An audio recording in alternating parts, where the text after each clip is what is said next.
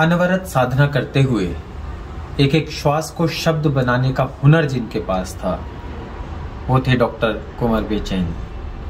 Doctor साहब के लिए थे प्रयोग करना एक कष्टप्रद अनुभव है।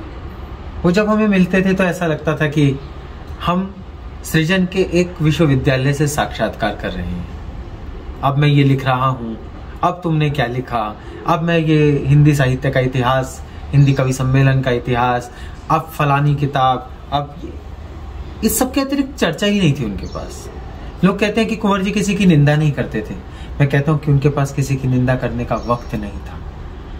उन्होंने स्वयं को समर्पित कर दिया था सृजन के लिए, और सृजन के लत इस हद तक थी कि जब वे हॉस्पिटल में थे, कोरोना से ग्रसित थे, दुनिया उनके जीवन की प्रार्थनाएं कर रही थी, उन दिनों में भी कुंवर जी कविताएं लिख रहे थे। उनकी वह कविताएं उनका परिवार, उनके सब अपने चाहने वाले एक संग्रह में इकट्ठी करके लोकार्पित करने जा रहे हैं। वह संग्रह अपने आप में अनूठा संग्रह है। एक ऐसा कवि, एक ऐसा सर्जक जो महाप्रयाण की तैयारी कर रहा है, उस तैयारी में उसे सृजन सूझता है।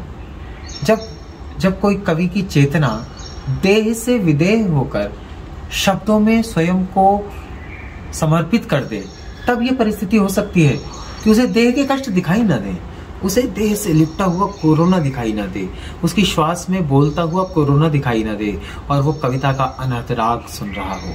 कुंवर जी का ये अनहद राग इन कविताओं के रूप में आप तक पहुंचेगा। मैं इस किताब के लिए उनके सब अपनों को, उनके सब चाहने वालों को बहुत बहुत शुभकामनाएं देता हूँ।